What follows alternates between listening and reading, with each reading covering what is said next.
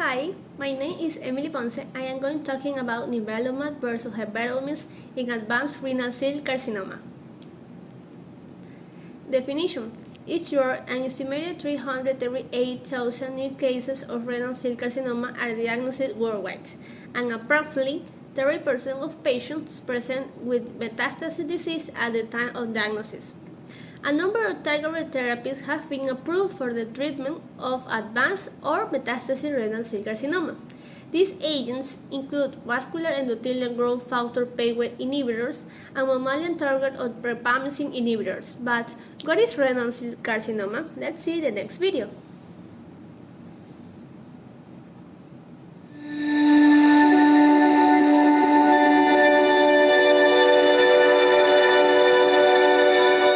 Renal cell carcinoma is the most common type of kidney cancer in adults. It accounts for approximately 3% of adult cancers, and the incidence has risen steadily by about 2 to 4% each year in the past few decades.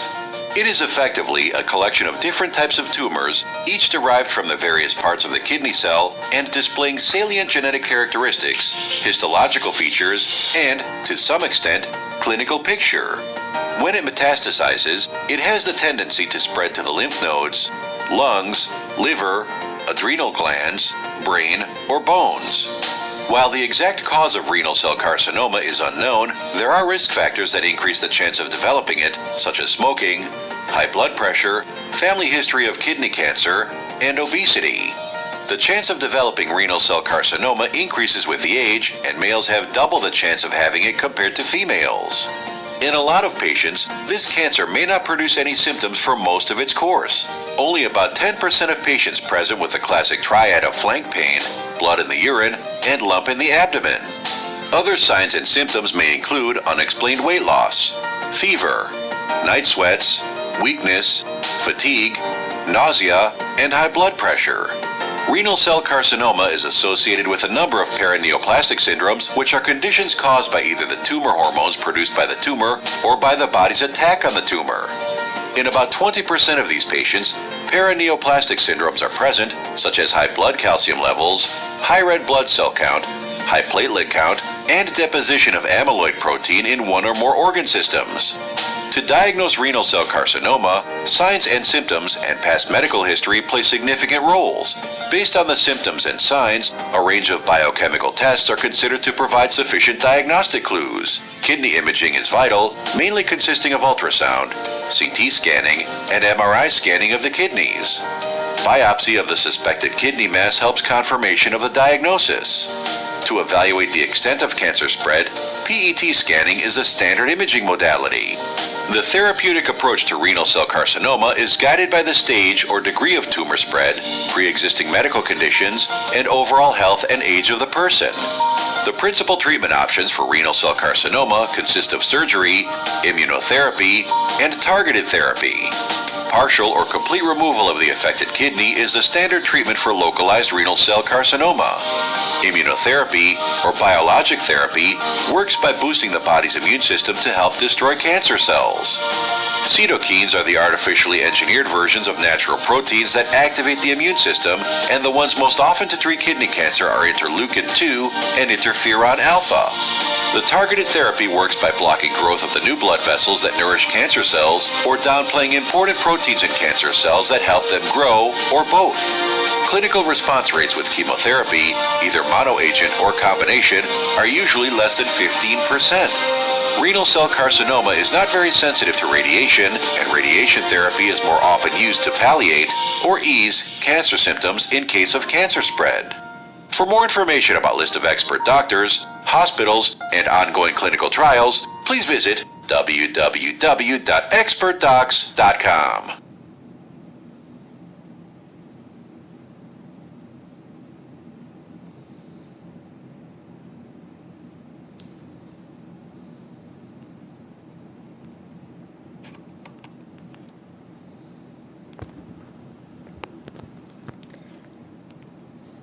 Application in medicine.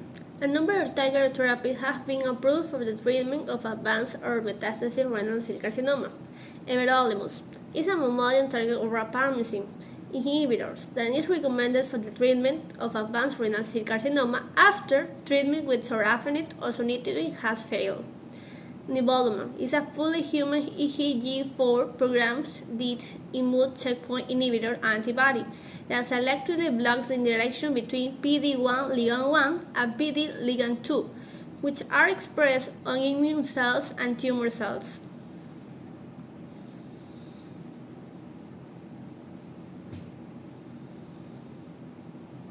I had the opportunity to participate at the Ipsen Satellite Symposium in Kidney Cancer, together with my colleagues Dr. Bernard Scudder, Dr. Tom Bowles, and Dr. Tony Chueri.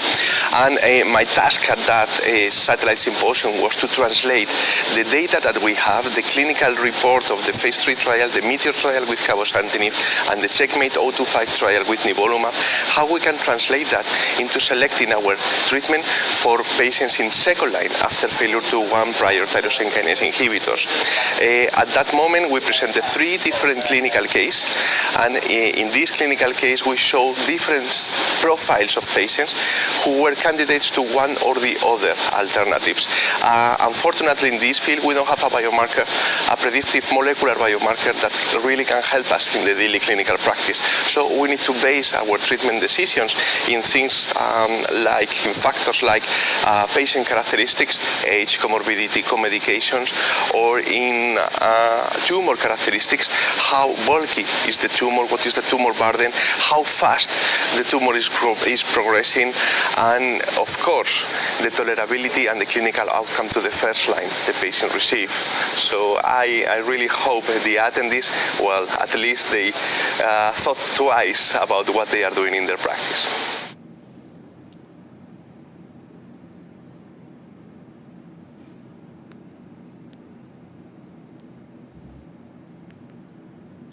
Pros and cons. Pros. Nivolumab has been reported to be associated with pharmacodynamic change in blood and tumor markers. The median duration of treatment was 5.5 months with nivolumab and 3.7 months with Everolimus. Cons. Increased length of hospital stay. The most common treatment-related adverse events among patients who received nivolumab were fatigue, nausea, and pruritus. Patients who received Everolimus, the most common events were fatigue, stomatitis, and anemia.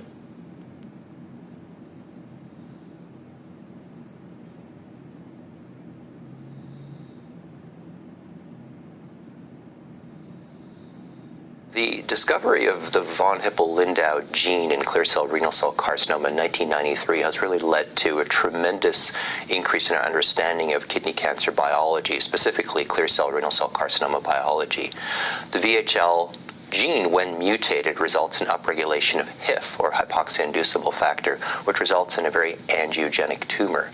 So we have a whole series of agents that have been developed looking at that actually target this, either the VEGF itself or the receptors, drugs like sunitinib, pazopanib, axitinib, cabozantinib, and lenvatinib. The other thing that we know about renal cell carcinoma, and again, particularly about clear cell renal cell carcinoma, is that they're very immune infiltrated, and this actually provides us with real opportunities to use novel checkpoint therapies. So a lot of the things that we're seeing now that are coming out are these combinations of immunotherapy, blocking checkpoints, as well as anti-angiogenic agents. The last thing that's really happening is that with our understanding of HIF biology, agents that actually target HIF-1 alpha, or more importantly, HIF-2 alpha, have also been developed, and there's going to be some exciting new things coming out over the next few years in that arena. VEGF has been a target in renal cell carcinoma for the last decade, and I think VEGF therapy is actually still a mainstay of treatment for the disease. We've proven that sequential VEGF therapy can have therapeutic impact, and the VEGF pathway is key to renal cell carcinoma angiogenesis and pathogenesis in general. Novel targets for renal cell carcinoma can be looked at more broadly than just the VEGF pathway. But recently, what's really interesting are HIF-2 alpha inhibitors that sort of inhibit the VEGF pathway at its base, and we'll be hearing about some of those at the meeting this week. We're fortunate, those of us who treat kidney cancer, to have multiple options, multiple drugs that we can select for our patients. But really, I think of it as 3 categories of drugs currently. We have VEGF inhibition, we have mTOR inhibition, and we have immunotherapy with checkpoint inhibition. And so it's really only 3 mechanisms of action. they're very different. VEGF inhibitors are targeted tyrosine kinase inhibitors. mTOR inhibitors target a different pathway. And then immunotherapy is separate altogether in that it really targets the immune system, the T cells, to engage with and activate to fight the cancer. And so what's fascinating is when we combine these, that we've seen really synergistic activity among certain versions of these drugs. So for instance, combining axitinib or lenvatinib with immunotherapy looks to be safe and effective. And then combining lenvatinib with everolimus similarly seems to be safe and effective. And so those combinations really have sort of upped our game and our ability to get better treatment responses for patients.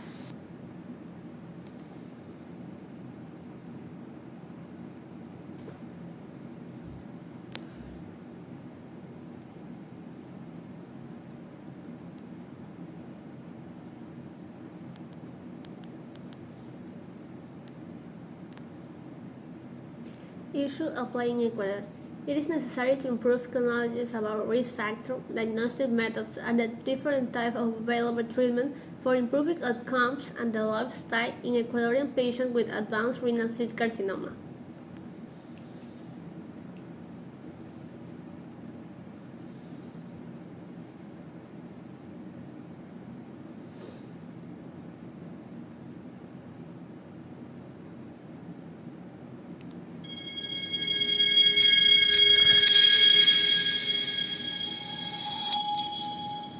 So this section, we're going to focus on some of the practical issues and factors that weigh into our decision on what therapy to start first with for patients with metastatic renal cell carcinoma. And we're going to start first with risk stratification for metastatic renal cell carcinoma. Bob, do you want to walk us through a little bit of the models that we use and how you use them in practice? Certainly. The two main models that we're presently using predominantly is an international RCC model to select patients, and the Memorial Sloan Kettering model. And again, these have adapted over the course of years from focused more on cytokine therapy to now targeted therapy. And I suspect immunotherapy may make a slight difference or a tweak. But the bottom line is performance status. If your performance status 0, your prognosis is going to be better than if your performance status 1, 2, and then of course 3 or 4. So selection for clinical trials, performance status is always going to be a key criteria. A criteria that has not gone away, but it has been discussed earlier, nephrectomy versus no nephrectomy, and the influence of the kidney intact versus the kidney out. How long has the kidney been out? The history behind it relative to the metastatic presentation. Was it a year, 6 months? Was it 10 years? And that's going to vary in outcome as well. I don't think it should change the selection of agents unless one has a particular interest in a combination or single agent based on the data that's in front of us and be presented at ASCO 2018. So whether you choose a TK or a single agent VEGF antibody versus combination checkpoint inhibitors or single agent checkpoint inhibitors. So risk stratification, what other comorbidities exist? We know these drugs have cardiovascular issues that we have to pay attention to, work closely with our cardiovascular team. And especially, as Walt mentioned, when these patients go to the ER, they may not be going to the ER for their cancer. They're going as a result of an arrhythmia or shortness of breath that has congestive heart failure. And then changes get made inappropriately without discussion with the treating and planning oncologist. And absolutely agree with them, and it's correct. And each of these drugs have their own particular side effects that we have to be careful for. And they're manageable, and to some degree can be reversible, but to some degree they're not reversible. So how we choose agents based on whom's in front of us. You have a good prognostic patient, and they have various comorbidities that don't allow us to select a sunitinib or a pasatinib. And the challenge with sunitinib is which schedule is the best schedule to use now? Is it this 2-week one? Is it this every other day? Is it the FDA approval schedule 4-2? You bring up some great points, Bob, and I'm going to stop you there because I think we want to get to a lot of these things, and you've raised a lot of really important questions.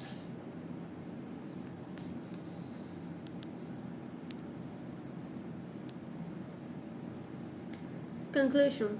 To sum up, the median overall survival of 25 months with the immune checkpoint inhibitor nivolumab and the longer survival with nivolumab that with Everolimus provide evidence of benefit in patients who have already undergone treatment and have advanced renal cell carcinoma.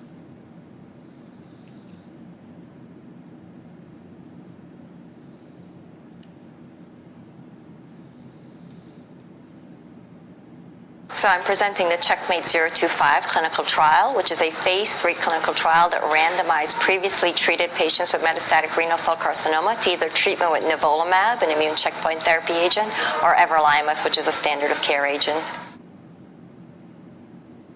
We randomized over 800 patients, 410 in the nivolumab arm, 411 in the Everolimus arm, to treatment with a 1-to-1 randomization, so that patients got treatment with either nivolumab or Everolimus. And the patients were treated until disease progression or until toxicities that they could not tolerate the drug. So what we saw was that the nivolumab-treated patients had an overall survival benefit of 25 months for the median overall survival versus the Everolimus-treated patients who had an overall survival benefit of median overall survival of 19.6 months. This was statistically significant, meaning that the nivolumab allowed patients to live longer and provided the survival benefit. Currently, most of the patients who are receiving treatment for metastatic renal cell carcinoma in the second-line setting are receiving agents to target the tumor cells, and these are sort of tyrosine kinase inhibitors or anti-angiogenic agents. And what we're trying to say is that an immune checkpoint therapy agent can also be beneficial and provide a survival benefit. Most of the other trials also looked at progression-free survival. This is the first time in a phase 3 clinical trial that we're looking at overall survival, and that is really the gold standard for saying whether or not patients are doing well with a therapy. And so for what we're saying is we have the potential now for a new therapy that can give patients this survival benefit. So the adverse events were what we would normally expect with nivolumab and have been previously published. We did not see any new safety signals. What we did see was that there were fewer high-grade adverse events, the grade 3-4 adverse events. There were fewer of those in the nivolumab-treated patients than the Everolimus-treated patients. And there were no treatment-related deaths with nivolumab. I think that we have a new treatment, hopefully, that we can think about for our patients, that we can think about an immune checkpoint agent now in nivolumab being hopefully considered as a treatment option for patients who were previously treated with metastatic renal cell carcinoma. We don't know what's going to happen in terms of approval, but it was given a designation breakthrough status, so we hope to see that as now a new treatment option that can give our patients not only a survival benefit, but hopefully durable survival benefit. Absolutely. So currently, nivolumab is being combined with another immune checkpoint agent, ipilimumab or anti-CTLA-4, and that clinical trial is underway in the phase 3 clinical trial setting for patients who are previously untreated, so in the first-line setting for patients with metastatic renal cell carcinoma. So that phase 3 clinical trial has a combination of nivolumab plus ipilimumab versus sunitinib, and we'll wait to see what that data has. But there are other combinations that are being tested in the phase 1-2 setting, including combinations with anti-angiogenic agents or tyrosine kinase inhibitors, or even radiation therapy or cryoablation.